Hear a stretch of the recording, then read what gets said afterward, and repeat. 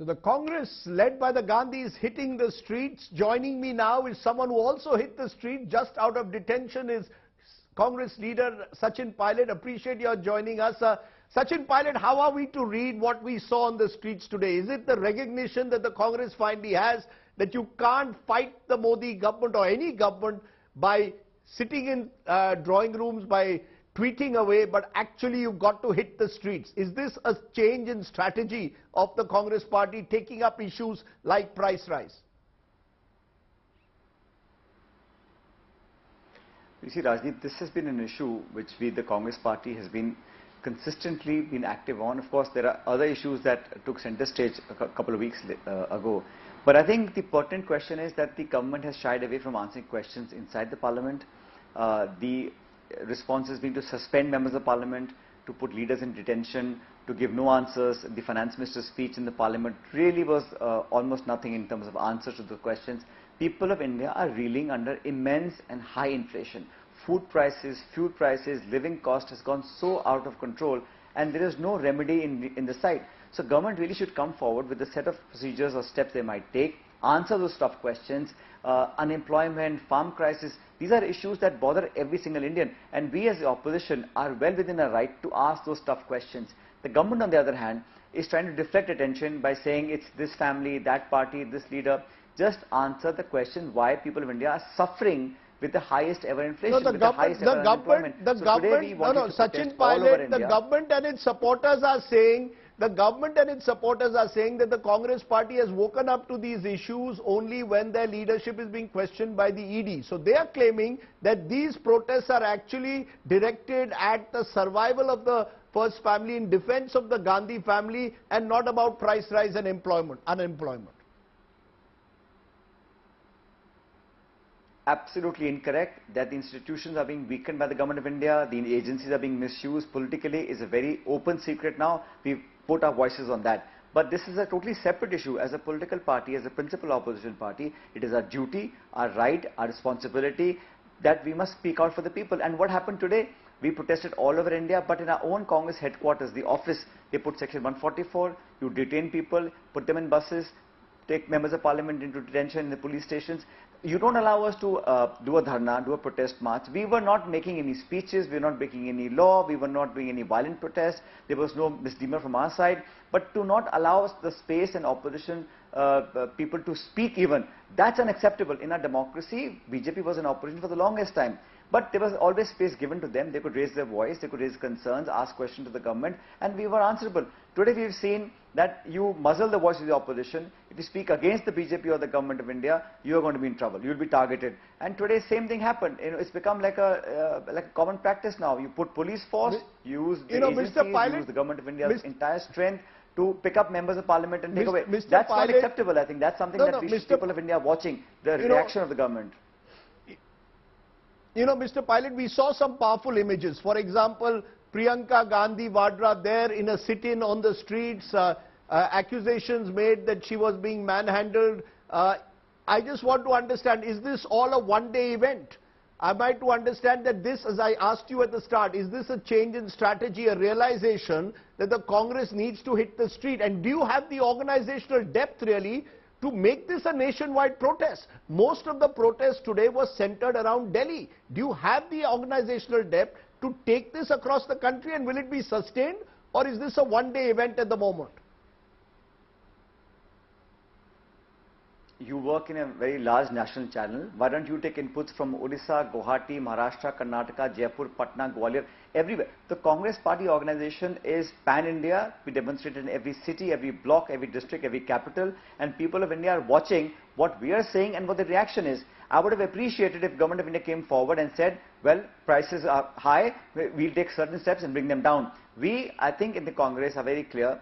We demand answers. We get none. In Parliament, they use their brute majority to throw out members of Parliament, suspend them. So we will have a sustained campaign. Make sure that the voters realize what people say and what parties do.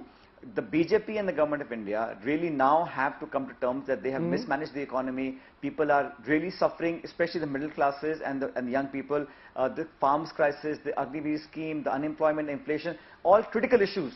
And I think in a democracy, the opposition role is almost as important as the government's role. There must be accountability, must be transparent answers to the question that we raised. But this shoving people into the police stations, that's not acceptable. I think that absolutely goes against the grain of what we stand as a democracy. You know, but the fact is that the BJP or the government can turn around and say, look, we are winning election after election. The people are with us.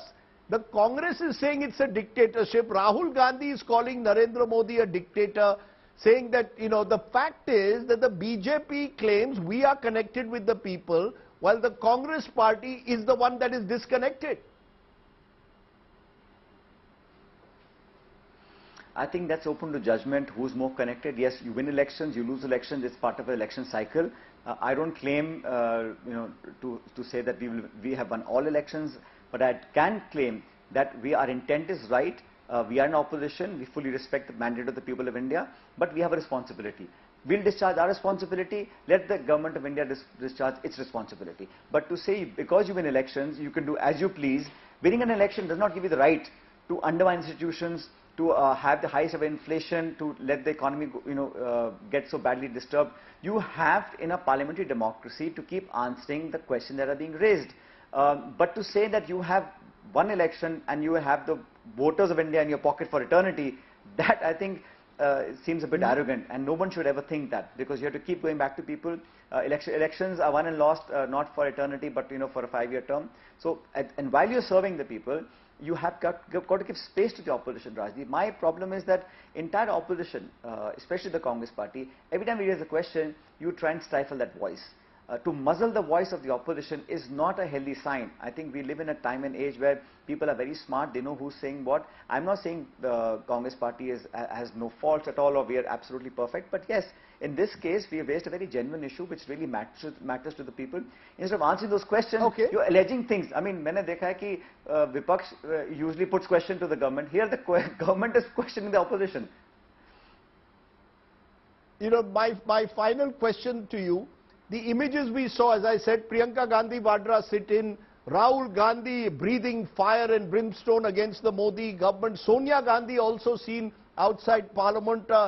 Am I to understand that the leadership of your party now will be Sonia, Rahul, Priyanka, a Trimurti, or are we going to see in the next 1 month a fresh leadership to the Congress? The question arises, who will be your Congress president? Is all this a part of now seeing the Congress in a way having a new leadership with the Gandhis taking a more direct role frontally? What are we going to see? What we've seen today, is it a sign of the times or not?